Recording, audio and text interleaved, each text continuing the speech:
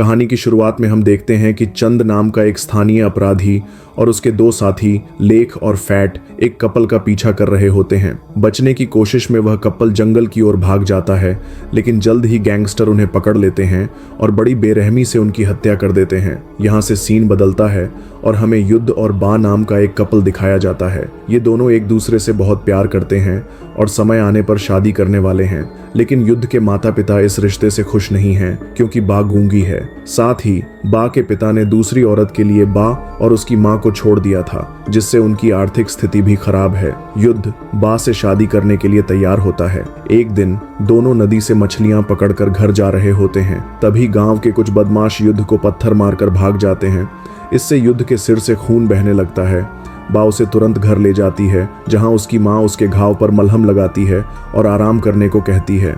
इसके बाद युद्ध की मां बा के पास जाती है और कहती है, तुम्हें एक अच्छी लड़की और ससुराल मिल सकता है, इसलिए अब से युद्ध को तुमसे मिलना बंद करना चाहिए। लेकिन युद्ध कहता है, मैं बा से सच्चा प्यार करता हूँ और मुझे गांव वालों की बातों से कोई फर्क नहीं पड़ता। इस तरह परिवार और गांव वालों के विरोध के बावजूद युद्ध बा के साथ रहने का फैसला लेता है।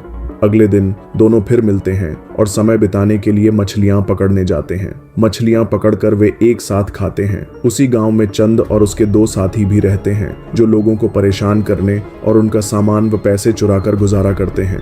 चंद की एक पत्नी भी है जो अक्सर उसके व्यवहार के लिए उसे डांटती है, लेकिन चंद उसकी बातों पर ध्यान नहीं देता। एक दिन जब युद्ध और बा मछलियां पकड़कर घर जा रहे होते हैं, चंद और उसके दोनों साथी उनके सामने आ जाते हैं। वे मछलियों से भरी बाल्टी छीन लेते हैं। चंद बा को भी परेशान करता है। युद्ध बा को बचाने की कोशिश करता है, लेकिन वे तीनों आसानी से उस पर भारी पड़ जाते हैं। तभी चंद की पत्नी वहां आती है और चंद व उसके साथियों से युद्ध और बा को बचा लेती है। शाम को युद्ध घर लौटता है। उसके पिता हमेशा की तरह उसे बैंकॉक जाकर नौकरी करने को कहते हैं। उनका मानना है कि पैसा कमाने के लिए बैंकॉक जाना जरूरी है, लेकिन युद्ध कहता है, मैं शहर में रहने के बजाय गांव की शांति में रहना पसंद करता हूं। अगली सुबह हम एक बच्चे को देखते हैं जो एक दुकान से केले चुराकर भाग जाता है। उसी समय बा भी केले लेकर उस दुकान के पास से गुजर रही होती है। दुकानदार उसे चोर समझकर बुरा भला कहने लगता है। बेचारी बा गूंगी होने के कारण अपनी बेगुनाही साबित नहीं कर पाती और रोने लगती है। युद्ध की माँ बा से कहती है,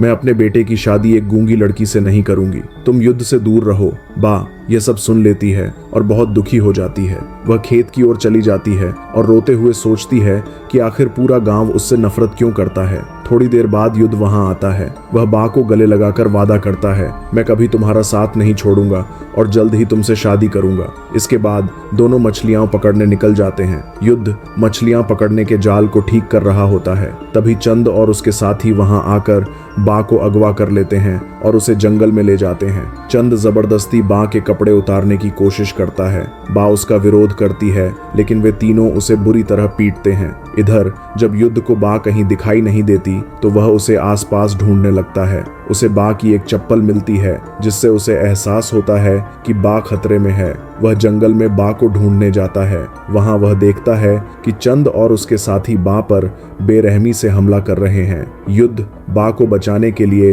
तीनों गैंगस्टरों से लड़ता है, लेकिन वे आसानी से उस पर काबू पा लेते हैं और उसे मार मार कर घायल कर देते हैं। इसके बाद चंद बा के साथ जबरदस्ती करता है। फिर गैंगस्टर दोनों को मारकर जंगल में कहीं दफन कर देते हैं। रात होने पर जब बा घर नहीं लौटती तो उसकी माँ को उसकी बहुत चिंता होती है। अगली सुबह बा की माँ युद्ध के परिवार से मिलने जाती है। वहां उसे पता चलता है कि रात से युद्ध भी घर नहीं लौटा। इस बात से परेशान होकर युद्ध और बा के माता पिता अपने बच्चों की तलाश में निकल पड़ते हैं। जब वे खेत में पहुंचते हैं तो वहां उन्हें युद्ध और बा का सामान दिखाई देता है। इससे उनकी चिंता और बढ़ जाती है। वहां उन्हें एक व्यक्ति मिलता है जो बताता है कि चंद और उसके साथी कुछ दिनों से युद्ध और बा का पीछा कर रहे थे।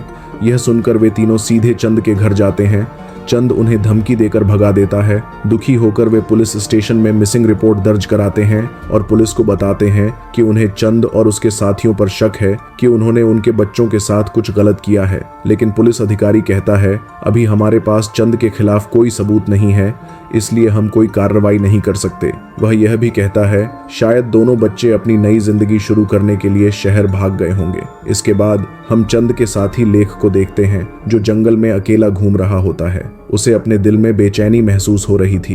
कुछ देर बाद चंद और फैट उसके पास आते हैं और पूछते हैं, तुम ठीक हो? लेख जवाब देता है, मुझे कुछ दिनों से बहुत बुरा महसूस हो रहा है, मैं अपने आप को बदलना चाहता हूँ। वह चंद और फैट को भी बुरे काम छोड़ने की सलाह देता है।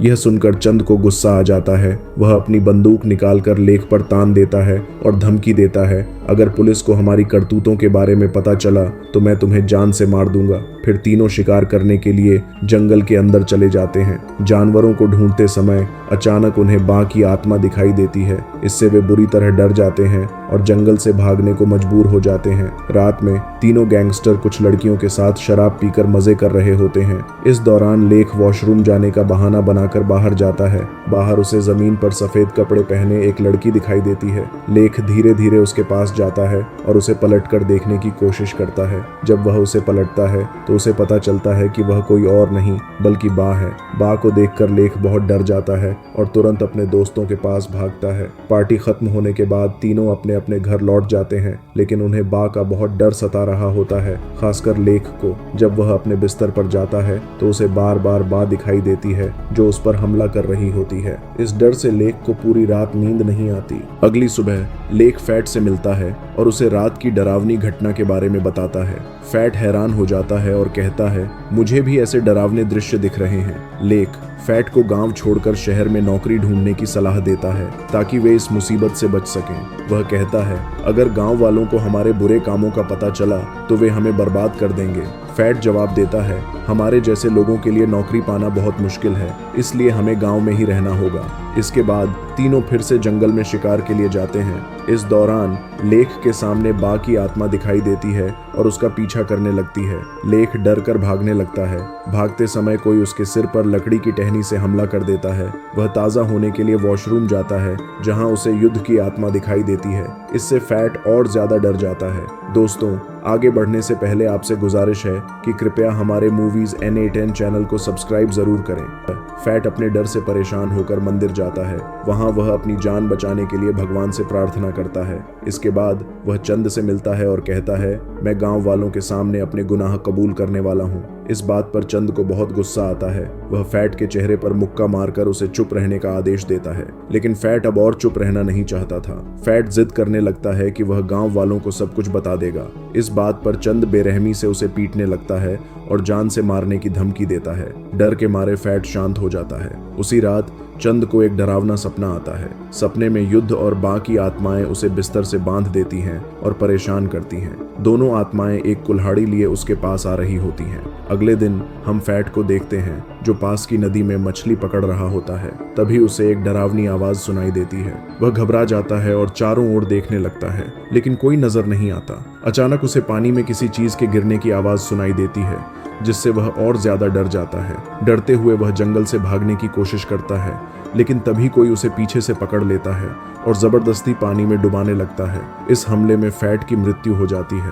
फैट की अचानक मौत से चक्कर के पिता को अपने बेटे की चिंता होने लगती है। वह चंद से कहते हैं, तुम्हें अपने गुनाह कबूल कर लेने चाहिए। अगर तुमने ऐसा नहीं किया तो तुम्हारा हाल भी तुम्हारे साथियों जैसा होगा। लेकिन चंद अपने गुनाह कबूल करने से साफ इनकार कर देता है। उसे डर है कि अगर उसने सब बता दिया तो गांव वाले उसे पुलिस के हवाले कर देंगे और उसे सजा के तौर पर जेल भेज दिया जाएगा।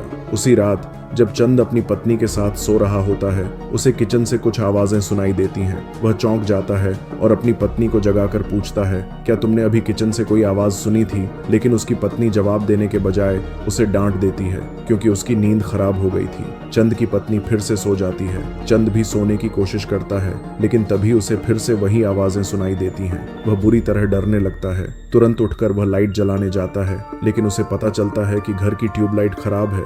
अंधेरे से डरते हुए वह मोमबत्ती जलाने का सोचता है, लेकिन जैसे ही वह मोमबत्ती जलाता है वह अपने आप बुझ जाती है।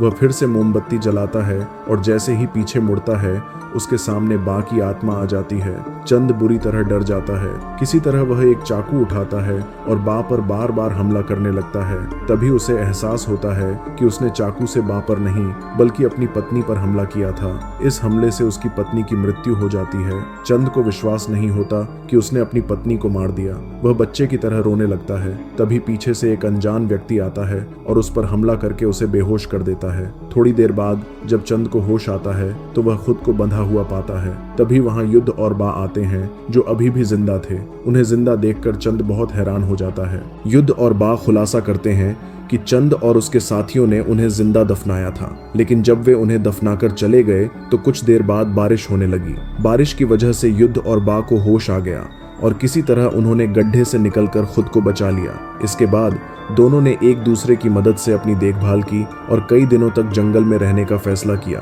ताकि वे अपने दुश्मनों से बदला ले सकें। कुछ दिनों बाद वे पूरी तरह ठीक हो गए और बदला लेना शुरू कर दिया। उन्हें समझ आ चुका था कि बुराई को खत्म करने के लिए उन्हें बुराई का सहारा लेना होगा। तब से उन्होंने अपने दुश्मनों को परेशान करना शुरू किया और एक एक करके उन्हें मार डाला। युद्ध और बा की पूरी बात सुनने के बाद चंद अपनी जिंदगी की भीख मांगने लगता है, लेकिन वे उसकी कोई बात नहीं सुनते और उसे मारकर अपना बदला पूरा कर लेते हैं। इसी के साथ यह फिल्म यहीं खत्म हो जाती है।